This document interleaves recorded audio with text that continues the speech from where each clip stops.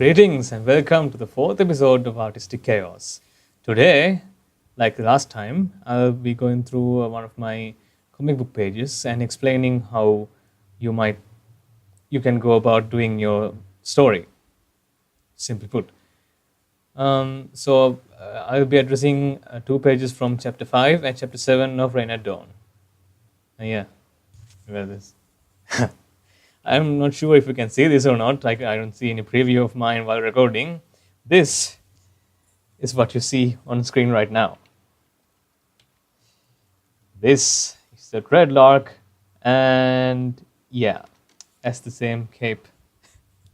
Although that looks more awesome than mine. Anyway, so this is not the page I'll be explaining today. Instead, I'll be explaining this instead. But to get to that, you need to get some context. For that, this is the last page of chapter 5 of Rain at Dawn. This is the introduction of the Dreadlark. He gazes down with the crimson eyes of a hunter and holds in his hand a vampire stray of iron and silver. And as the Dreadlark spreads his wing, the brave shall be rewarded, the innocent be saved, and the wicked be punished. Now, to give you some context, this is when Crystal Valentine, the main character of the story, meets a vampire. This is a vampire, by the way, that she can't beat. So far, she survived her encounters. She would have avoided that unless she was trying to save this girl. That's why she got into this whole situation. But just about when she was going to be killed, this guy shows up, and all this is said by this guy. This guy seems to know about this guy.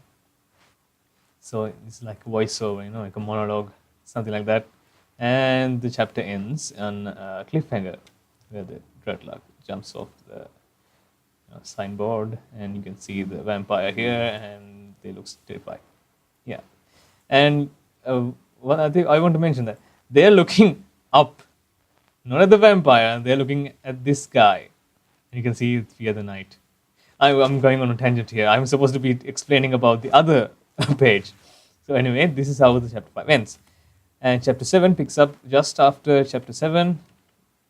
And hold on. Before we start anything, let's take a look at the page structure. Let's see if we hide this. Yeah. Text.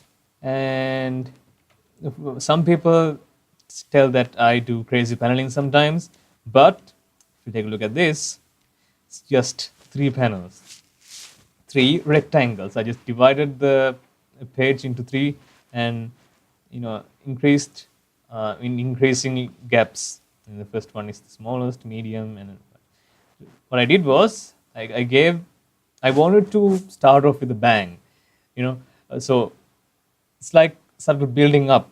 You see a small panel of a small thing, and then gradually building up into the final panel where you see this.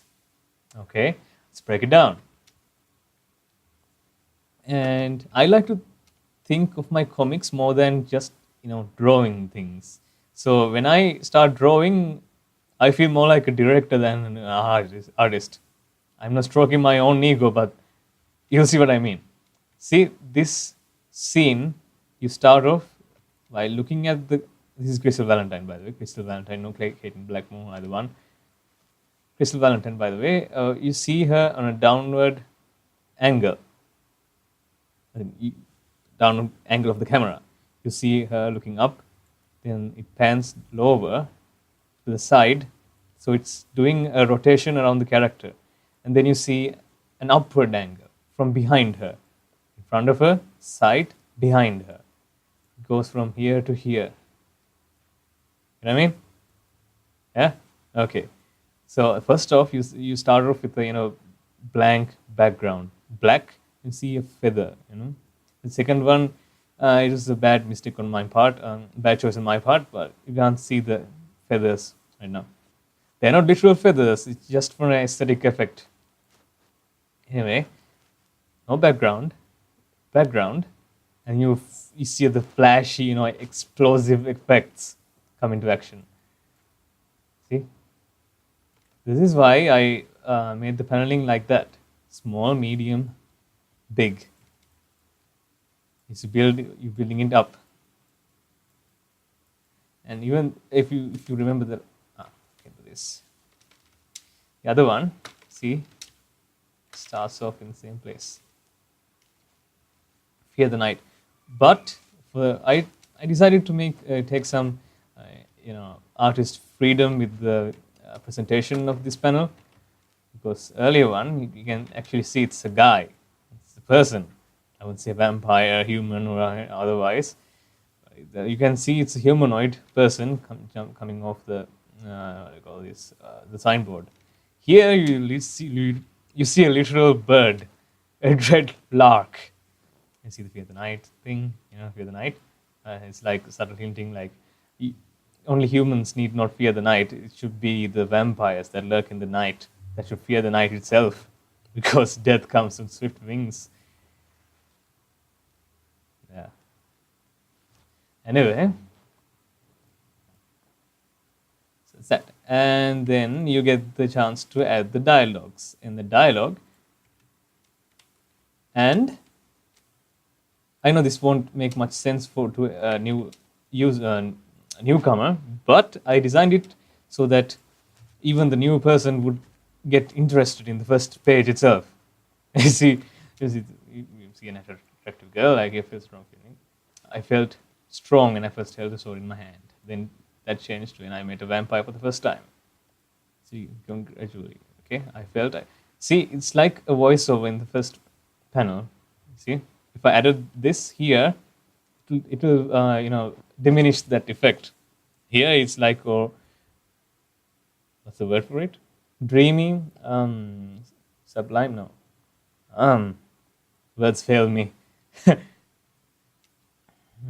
Anyway, it's like dreamish. There's a word for it I can't remember. Yeah, and then I felt I was untouchable when I got my hands on a silver edge, because vampires, in this universe at least, are affected by silver. I added that because you need an extra bit of help to fight the vampires of this universe, because otherwise, yeah, you can't really win against a billion of vampires. Yeah, I gave silver as well. So anyway, that changed when I met a great white for the first time. And in great white, if you to give you some context, great white is a vampire that's lived for a long time, like 2 or 3 centuries. Great white because white skin, pale, and great white shark. No one messes with them. And then the last one, you only see, and now you don't need to describe anything. And now you show that speaks for itself. You see this monster, and behind that you see something else descending on top of him. So yeah, that puts you in that makes you want to read. You see the next page, and it puts you in her shoes. Like, you see her face and then go there, and this is where in games you will just zoom in here and you see everything through her eyes. That's not what happens in the comic, but an angle like that just gives you that feeling like you are with her. So it's like immersing in the first page itself. Yeah, that's what I was going for. So yeah, that, and the continuity, like it ends in the same panel. It starts room. I add 2 more panels. That's it. So yeah, I hope you learned something from this. And I forgot to play the music again. I hope you don't mind. I get rather excited when I start speaking about my works. So yeah. Anyway, for future episodes, I was thinking about, I don't know, drawing something, a comic page, like not to this level, because this would take me like 1 or 2 hours. And I can't really time lapse it because I'm talking as I'm, and that would take a lot of time, which I don't have. Anyway, so if you have any suggestions for me to draw next time, like say I'm planning on drawing a comic, a short, a singular comic page, and either I can do, just from scratch. I can create a story from on the fly right there, and yeah, we get a character here like that, or you can just provide something you would like me to draw, enough content for a single page like this, like a sequence maybe, a scene. If you do that and post that in the comments below, I'll pick one and draw it next time. I highly doubt anyone would come in that way, so I will prepare for a story of my own. But just in case, if ever someone actually posts something, I'll draw that. Tomorrow I won't be available, so it will be around the day after or the weekend.